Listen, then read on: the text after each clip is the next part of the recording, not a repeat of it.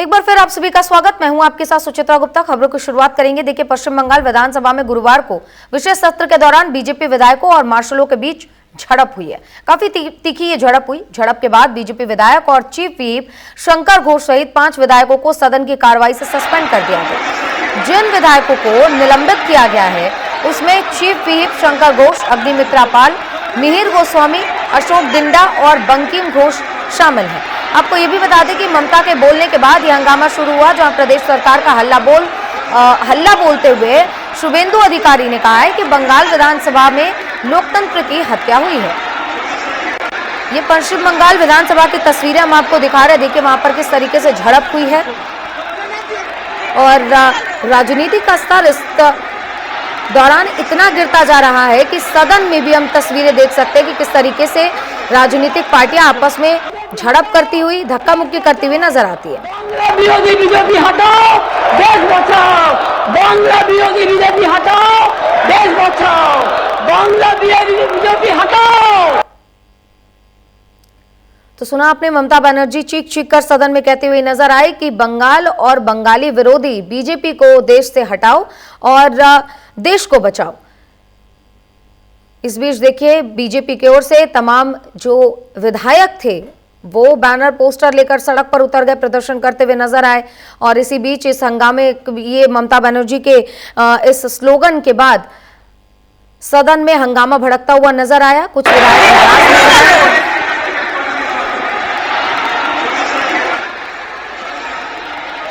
तो इस बीच शुभेंदु अधिकारी, जो कि नेता प्रतिपक्ष हैं, उन्होंने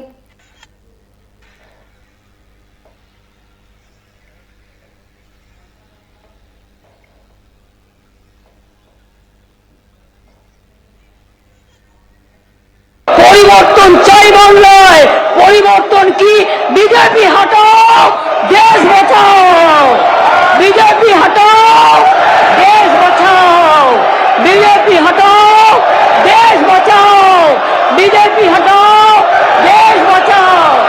বিজেপি হটাও, দেশ বাঁচাও। বিজেপি হটাও, দেশ বাঁচাও। तो सुना आपने कि बंगाल के मुख्यमंत्री चीख चीख कर सदन में कहती हुई नजर आई कि बीजेपी को हटाओ और देश बचाओ। अब देखिए, इसको लेकर हंगामा बरपा, जिसमें नेता प्रतिपक्ष शुभेंदु अधिकारी को भी निलंबित कर दिया गया और तमाम 5 और विधायक थे जिनको निलंबित किया गया। हमारी सहयोगी आंचल हमारे साथ जुड़ गए, उन्हीं का रुख करेंगे। आंचल, बिहार एक बार फिर से हम देख रहे हैं, पहले उत्तराखंड में हंगामा होता है, बिहार में भी विधानसभा में लगातार हंगामा होता है, लोकसभा की कार्रवाई में हंगामा, राज्यसभा की कार्रवाई में हंगामा, और एक बार फिर से बंगाल से तस्वीरें सामने आती है जहां विधानसभा में झड़प देखने को मिलती है। राजनीति का स्तर इतना गिरता जा रहा है जहां पर राजनेता भी विधानसभा जैसी जगह पर, जहां पर उन्हें काम करना चाहिए, लोगों के लिए बात करनी चाहिए, वहां पर भी झड़प देखने को मिल रहा है।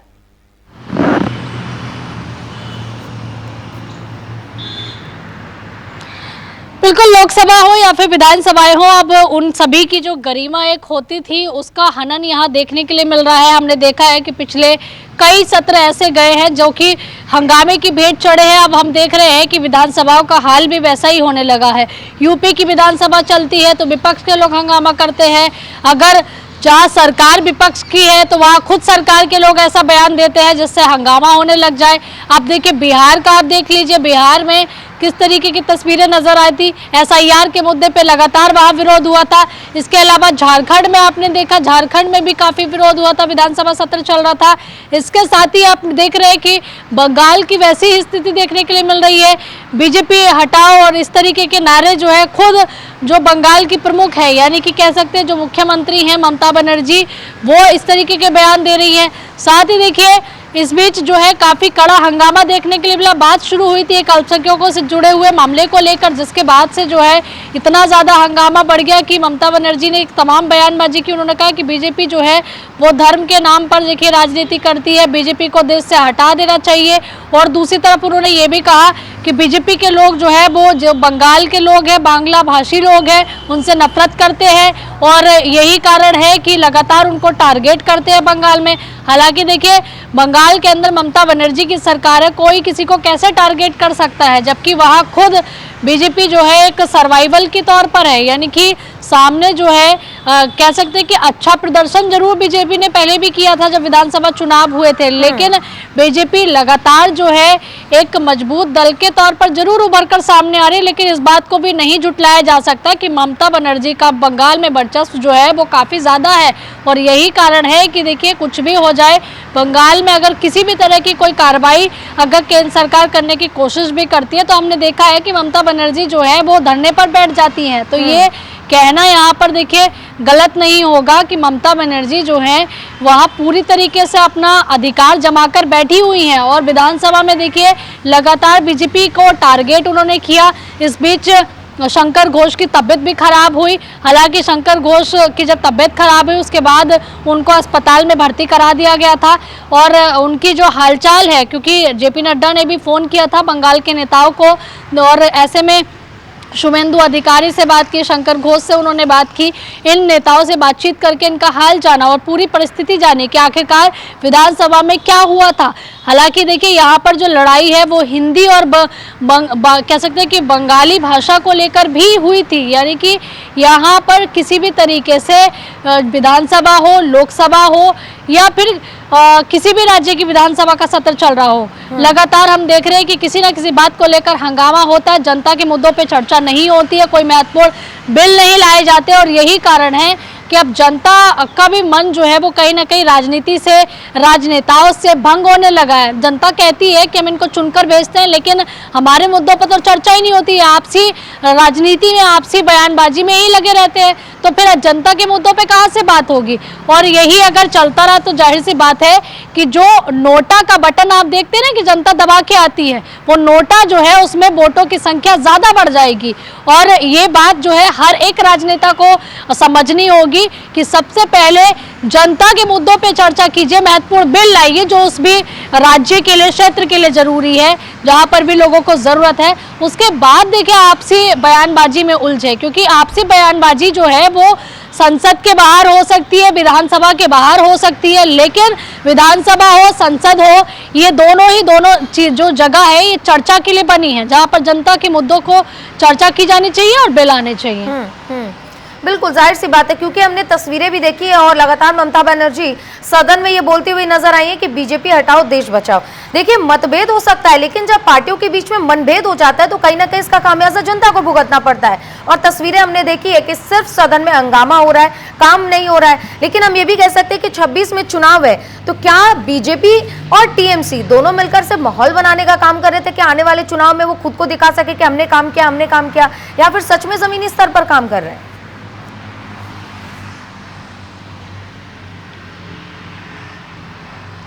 देखिए बीजेपी ये दिखाना चाहती है कि बंगाल के अंदर, चाहे हम मारवाड़ियों की बात करें, हिंदी भाषियों की बात करें, हमने देखा है कि जब जब दुर्गा पूजा आई है तब वहाँ पर पत्थरबाजी हुई है। जब भी दुर्गा विसर्जन के लिए लोग जाते हैं, रामनवमी का त्यौहार आता है, पत्थरबाजी की जाती है, लोगों को जो है एक दायरे में सीमित कर दिया जाता है।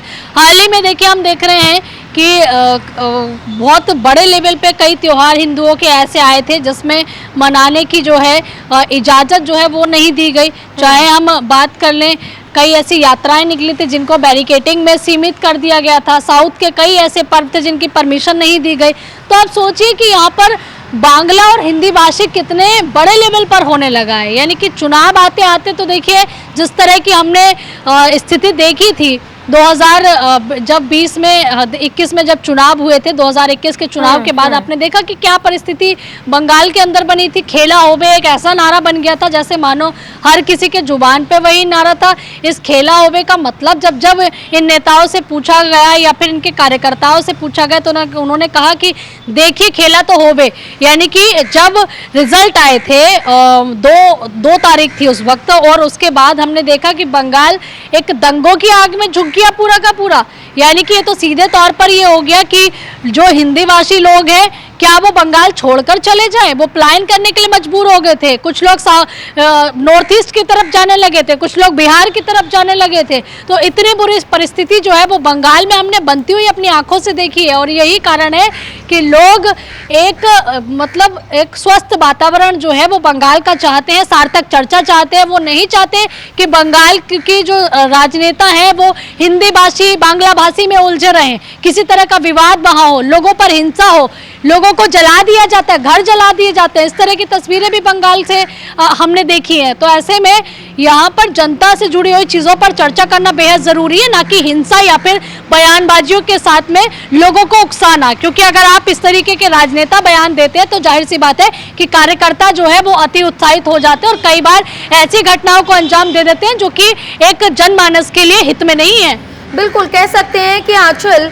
ये जो तस्वीरें हम देख रहे हैं, एक तो सदन की गरिमा को तार तार किया जाता है, जनता के मुद्दों पर बात नहीं होती है। और यहाँ पर जिस तरीके से हम 2021 की बात कर रहे हैं, लोग विधानसभा के चुनाव के बाद तस्वीरें काफी भयानक थी, क्योंकि बीजेपी के कार्यकर्ताओं को सड़क पर दौड़ा दौड़ा कर मारा जाता था और पुलिस वहां पर मुख्य दर्शक बनकर सब कुछ देखती रहती थी। वो तस्वीरें भी हमने देखी हैं। आज भी अगर वहां पर कोई बीजेपी का कार्यकर्ता होता है तो वो सोचता है कि ये बात मैं रिवील करूं या ना करूं, क्योंकि उनके अंदर कहीं ना कहीं खौफ है। और लेकिन ये भी सोचने की बात होगी आंचल, अगले साल चुनाव होने और इसको लेकर तमाम तैयारियां भी बीजेपी की ओर से भी की जा रही है, टीएमसी की ओर से भी की जा रही है। लेकिन सदन में जब कार्रवाई होनी चाहिए, ऐसी जब चीजें निकलकर सामने आती है तो जनता फिर आगे भरोसा किस पर करे?